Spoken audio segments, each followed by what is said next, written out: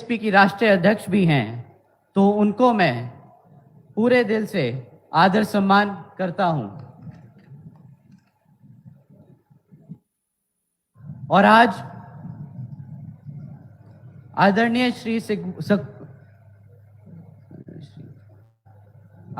श्री प्रकाश सिंह बादल जी के आशीर्वाद से बीएसपी व शिरोमणि अकाली दल के बने गठबंधन के लिए इनका व अकाली दल के कमांडर इन चीफ व अध्यक्ष श्री सुखबीर सिंह बादल जी का भी पूरा आदर सम्मान करता हूं,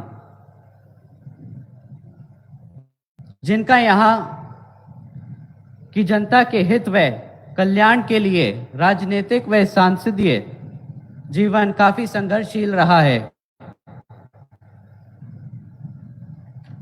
साथ ही हमारे सारे पार्टी के कार्यकर्ताओं, पदाधिकारीगण जो यहाँ मौजूद हैं, उन सबका भी मैं तहे दिल से आदर सम्मान करता हूं।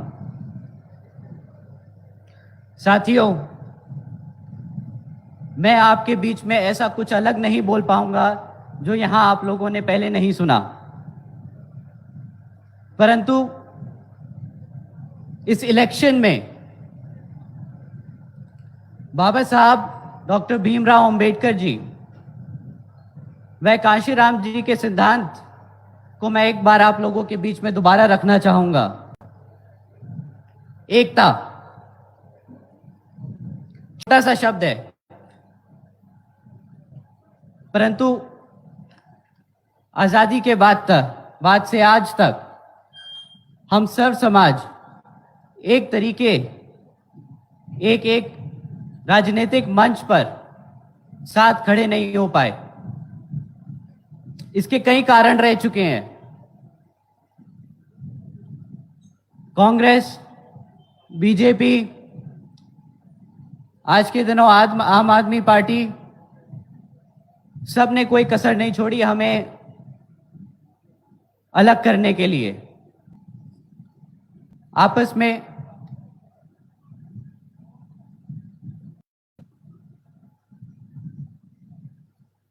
ऐसी बात वाले लोगों को, आप लोगों को उन लोगों से सावधान रहना होगा। इन लोगों ने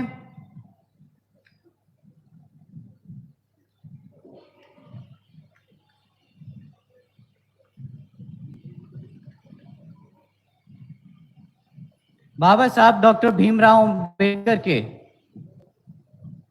सिद्धांतों को इतिहास से मिटाने के लिए कोई कसर नहीं छोड़ी, परंतु हमें ये याद रखना होगा कि बाबा साहब क्या चाहते थे। कांशीराम जी ने अपनी पूरी जिंदगी किस कार्य में लगा दी? हम सबको एक करने के लिए। जो संविधान में हमें अधिकार मिले हैं, उनका पूरा फायदा उठाने के लिए एक राजनीतिक मंच बनाने को कहा, परंतु हम उसमें आज तक सफल नहीं हो पाए, सिवाय यूपी को छोड़ के। पर आज आप लोगों से मैं ये अपील करने आया हूं कि 2022 के इलेक्शन में जो हमने पिछले 20 साल में नहीं किया, वो हम एकजुट होके अगले 6 महीने में करके दिखाएंगे। श्री कांशीराम जी, जिन्होंने हमें एक एग्जाम्पल दिया, उदाहरण दिया एक पेन का, कि एक पेन हमारी किस्मत लिखता है। इसमें 85% हम सब हैं और 15% वो हैं जो हम पे राज करते हैं। उन्होंने नारा दिया, वोट हमारा राज तुम्हारा, नहीं चलेगा, नहीं चलेगा। आप दोहराएंगे मेरे साथ? वोट हमारा राज तुम्हारा, नहीं चलेगा, नहीं चलेगा। वो इस पेन की एग्जाम्पल देते थे, परंतु मैं आज आप लोगों के सामने एक नया पेन लेके आया हूं। इस पेन में अपना इतिहास लिखने की खुद की क्षमता है। इसमें 85% कंट्रोल करता है राजनीतिक मंच, सांसद, जो आप अपने हाथ से लिख सकते हैं। मैं चाहता हूं कि आप आज जब यहां से घर लौटें तो घर में बच्चे बच्चे को पता हो कि बाबा साहब डॉक्टर भीमराव अंबेडकर जी ने और काशीराम जी ने किस लिए अपनी पूरी जिंदगी त्याग दी। आप लोगों से मैं एक छोटा पर्सनल एक्सपीरियंस शेयर करना चाहता हूं। जब मैं 12 साल का था, श्री काशीराम जी को मैंने पहली बार उनके घर पे देखा था, परंतु उनकी हालत ठीक नहीं थी।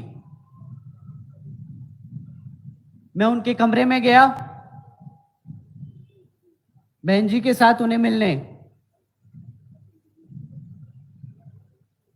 वो खाना नहीं खा रहे थे कई दिनों से।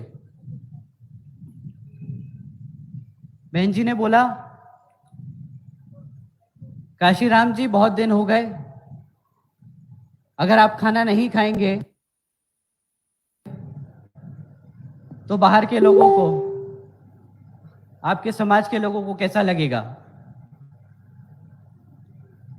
मैं बहुत छोटा था उस चीज को समझने के लिए, परंतु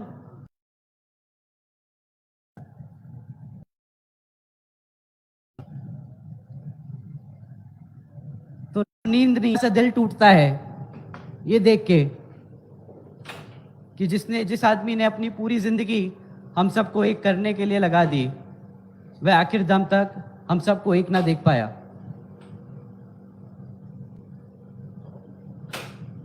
आज इस उम्मीद के साथ मैं आप लोगों के सामने खड़ा हूं कि उनके जीते जी नहीं, बट उनके जाने के बाद उनका ये सपना आप पूरा करेंगे।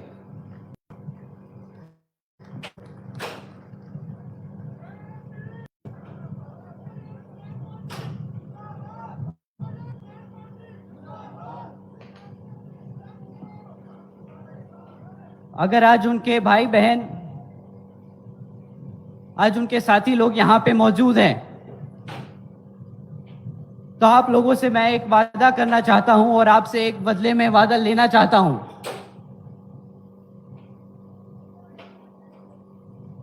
जो उनका सपना था वो अगले 6 महीने में पूरा करना है। इसके लिए हमारे पार्टी के सारे कार्यकर्ता आप सबके बीच में अगले 6 महीने तक लगे रहेंगे।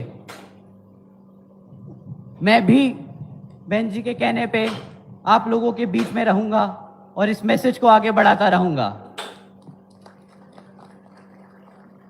परंतु मैं चाहता हूं कि आप सब, जो बाबा साहब भीमराव अंबेडकर जी का सपना है और श्री काशीराम जी का सपना है, वो मेरे कहने पे नहीं, वो यहां स्टेज पे बैठे किसी के कहने पे नहीं, अपने दिल से करेंगे।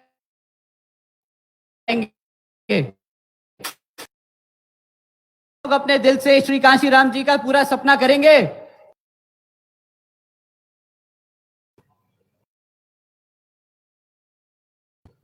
थोड़ा सा ज्यादा सा दिल खुश कर दिया। जिंदाबाद जिंदाबाद।